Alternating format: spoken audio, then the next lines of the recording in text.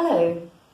Before you even take your flute out of the case, you need to wash your hands and clean your teeth. If you can't clean your teeth for whatever reason, at the very least you need to rinse out your mouth with water before you play the flute. And don't eat anything sugary or drink or eat anything sugary before you play the flute. Also, don't drink any soda or anything fizzy because it could give you the burps, and that is not a good look when you're performing. Then you need to make sure that you put the flute together correctly. A surprising number of people have not been taught to put their flute together correctly. You need to hold it here. Notice I'm not touching the mechanism. I'm only touching the top part of the flute. And here, I'm only touching this part. I'm not putting my hand over the embouchure hole. Now, the reason for that is because you could unseat the mechanism. So you need to be careful about the way that you put the flute together.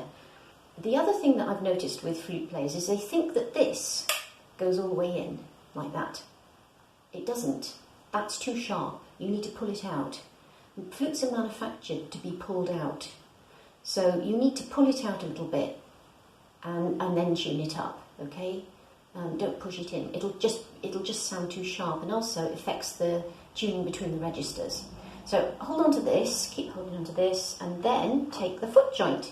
Now with the foot joint, you put your thumb over these two keys, like that, and then you put it onto the main part of the flute and you twist it round so that the rod goes in the middle, in the centre of that key there.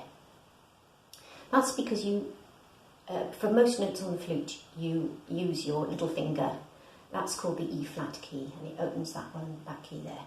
But now you have your flute together, and you have to make sure that this embouchure hole is in line with the top of the keys. You may have, after a while, a few problems putting your flute together if the joints get dirty.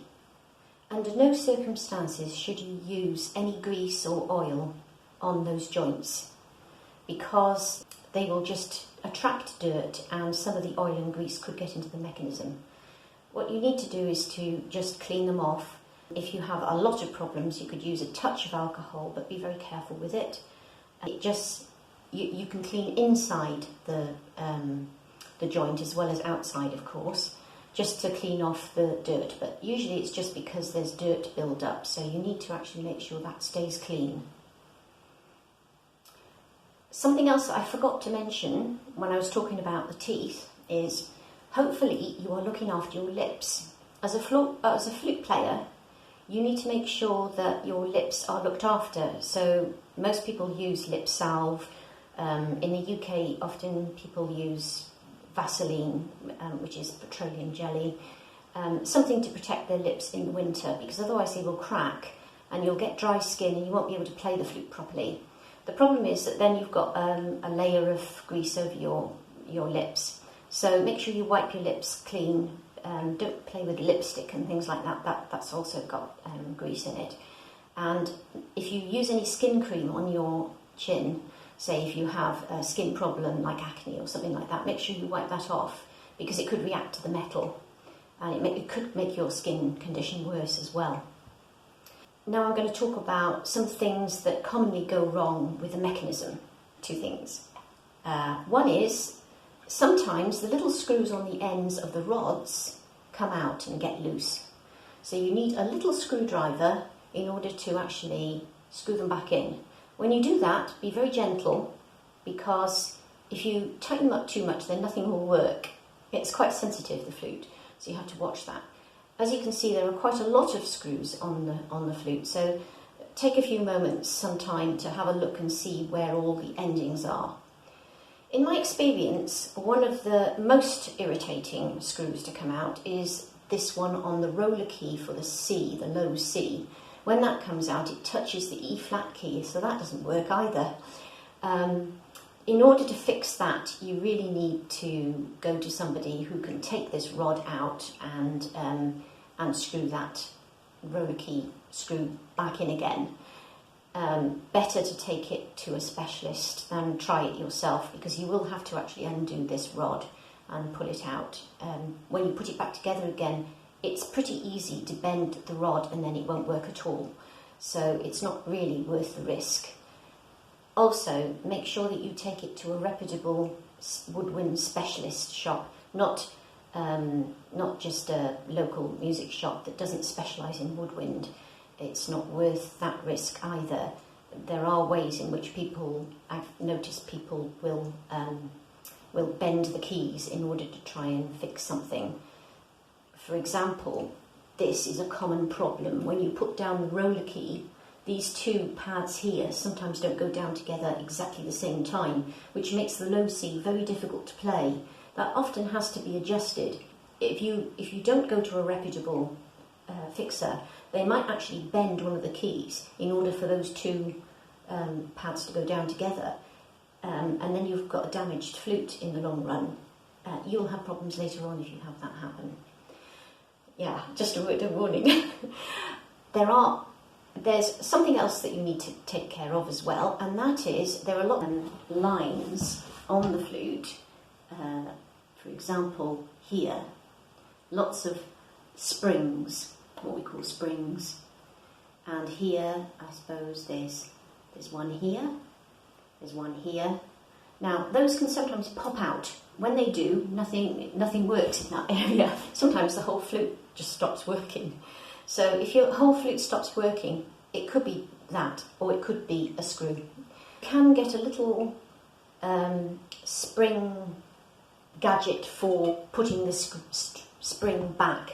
I don't have one. I usually use a screwdriver. The problem with using a screwdriver is it hasn't got a little notch on it to make sure that the screw goes back easily and quickly, and you can slip and you might scratch your flute if you do that with a screwdriver. So best to get a little spring thing. So I'd say a screwdriver and a little spring tool, I think it's called a spring tool, are quite good investments, and they're not very expensive. Another problem that can arise when you've played the flute for quite some time is that the pads can get waterlogged, or they can start sticking.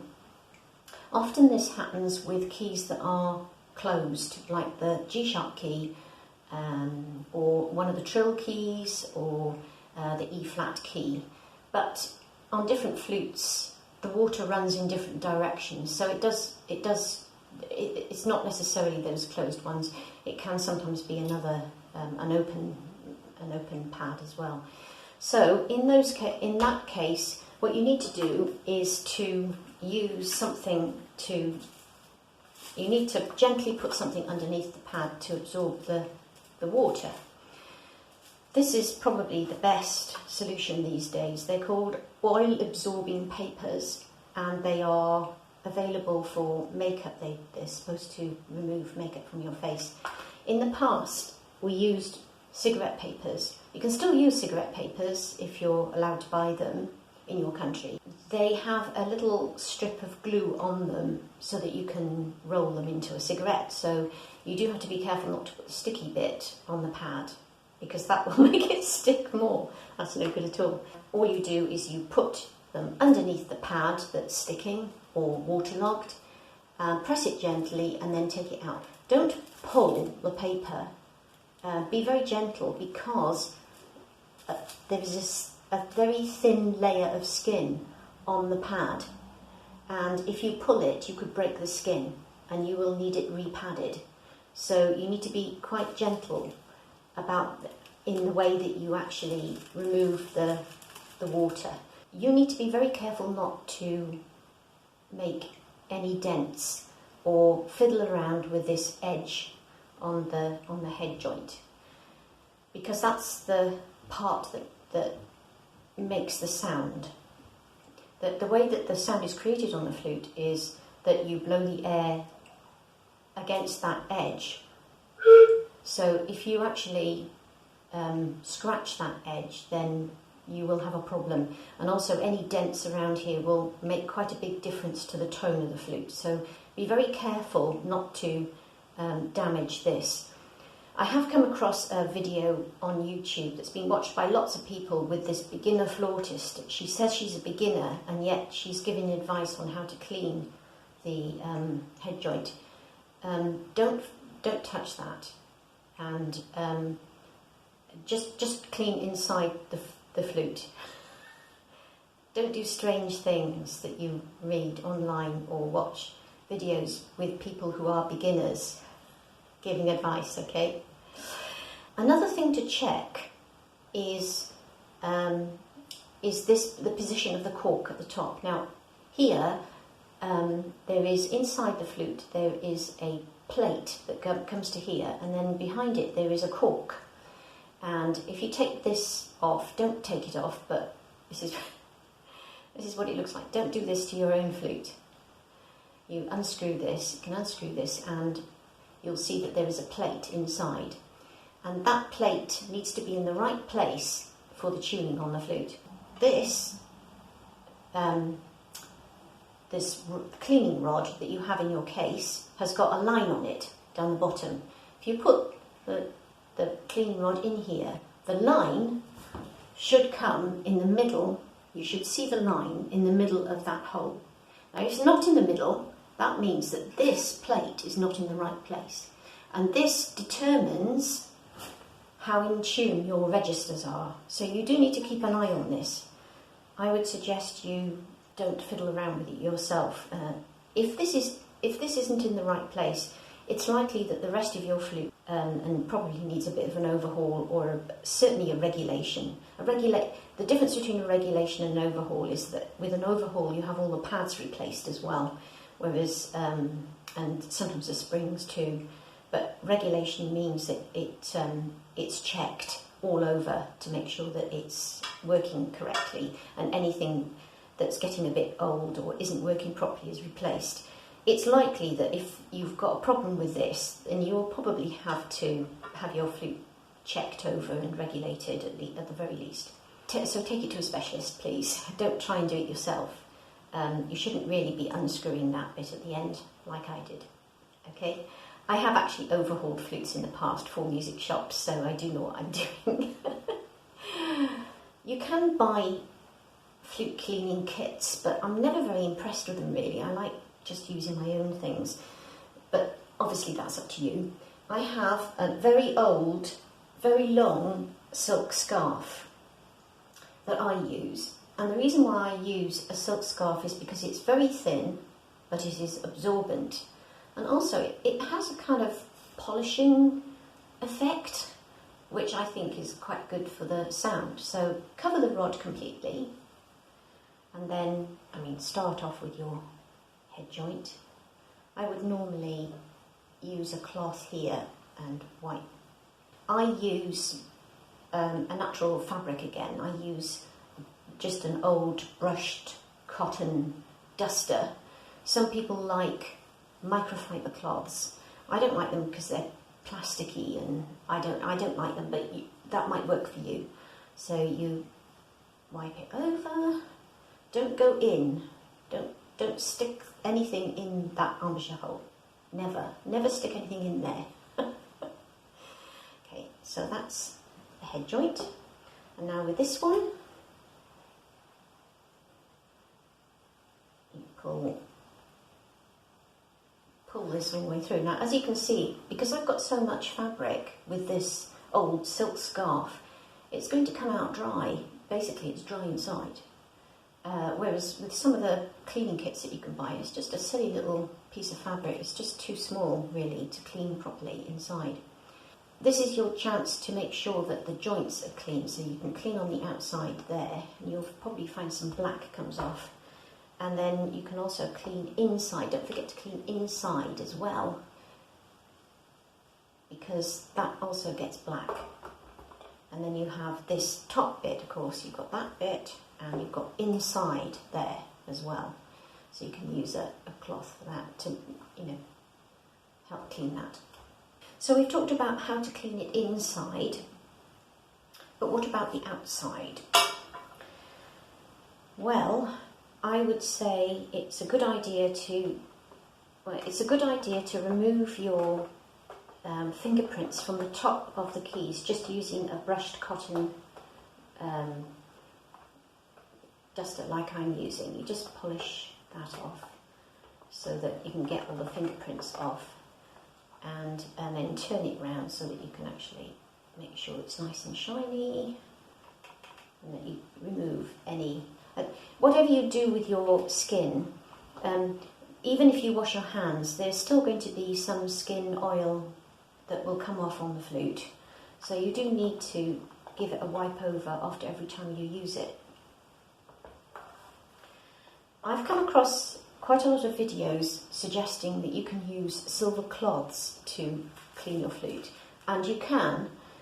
I just want to make 2 points. One is, when your flute gets tarnished, it doesn't make any difference to the sound. And secondly, if you have a silver-plated flute, this is still abrasive, so it will take the silver off. And if you keep using it, you will have no silver on your flute. So do be careful if you have a silver-plated flute. And even with a solid silver flute like I have, I don't want the silver coming off. I don't want an abrasive cloth on it. So I would say, I mean, you can see I've not even opened this yet. I don't really use a silver cloth. I'd say I probably use one every few years, maybe, if I get a little bit of tarnishing on it. The only reason why I've got the tarnishing is because I've let the light get to the silver. Like your silver jewellery, you need to keep it in the dark. So the best way of keeping your flute shiny and looking good is to keep it in the dark, in the case, or somewhere dark anyway, and also to remove all the fingerprints from it every time you use it. There is something else that you can do, and that is to remove the dust from in between the mechanism. Now this is quite important because that dust can sometimes get inside the rods, and don't go too heavy-handed on the silver cloth. Never use silver polish, the polish in the liquid stuff. That's not good either. But these videos that say, oh, you can use these, these are different from the polish. They're both abrasive, so do be careful, please. Don't, only use it occasionally, and only if you have to. The rest of it, just keep your flute from getting to the light. That's the most important thing. I also came across quite a lot of advice on how to actually, on the net, on how often you should use key oil. Now, key oil is used every couple of years, maybe, at the most. Don't keep putting key oil on every 3 months, like they say on Google. Don't do that, because it will actually get into the pads and stick them up. It's not a good idea. It's that 3 months is just too frequent. So just do it every now and again, and every couple of years, every 2 to 3 years, really, and that will be sufficient. You only need a tiny little drop on the end of here, and you put it on the moving parts on the flute. If you're not sure about how to do it, then it's best to just have your flute regulated. You will need your flute checked over regularly anyway, every couple of years, to make sure that it's working okay. In general, you need to actually keep your flute fairly cool. Don't put it anywhere near a radiator or the sun. Keep it out of the sun. Even if it's in its case, it can get too hot and it won't be very good for. Don't leave it in your car or anything like that. Pet hair is a really big problem with woodwind instruments because people tend to have their pets in the same room as they're practicing. Try not to do that, because that's the number one reason for flutes needing to be overhauled. The pet hair gets wound around the rods, the cleaning rods and the mechanism, and it stops the flute working properly. So keep pets away from your flute, please. And also take care to make sure there isn't dust and pet hair in your flute case itself as well, because obviously it will work its way into your flute mechanism that way. And I just wanted to finish by saying, do not put your flute on the stand when you're not using it. I've seen so many people put their flutes straight onto the music stand in orchestras. Music stand could easily collapse with your flute on it because it's too heavy, or somebody can actually knock your flute off the music stand. The safest place to keep it is really in your hand. You can actually get instrument stands that you can put beside you in an orchestra, so you can put your flute vertically alongside you. That's still not really safe, it could get knocked over. So if you have a break in your orchestral practice, put your flute away. Don't leave your flute on a chair for someone to sit on it. That often happens, believe it or not. So that's another place to avoid putting your flute. And once it's knocked and it has a dent in it, it's actually very expensive to fix. And lastly, I just wanted to say, if you have a problem with your flute and you don't feel confident about fixing it yourself, don't go to just a non-specialist music shop. It's worth the effort of going somewhere where they really do know about flutes, or to a specialist woodwind repairer. There are two main flute shops in the UK, All Flutes Plus and Just Flutes. Those are good places to take your flute. But there are also some good music shops that have a woodwind specialist and repairer on the premises. Just make sure that you take your flute direct to that person, because otherwise you might get it fixed by someone else in the shop. That's happened to me on several occasions with other instruments like cellos, where I've taken it in for a luthier and it's actually been fixed by a shop assistant badly. Please be careful about who you entrust your instrument to. I hope that was helpful, and bye for now.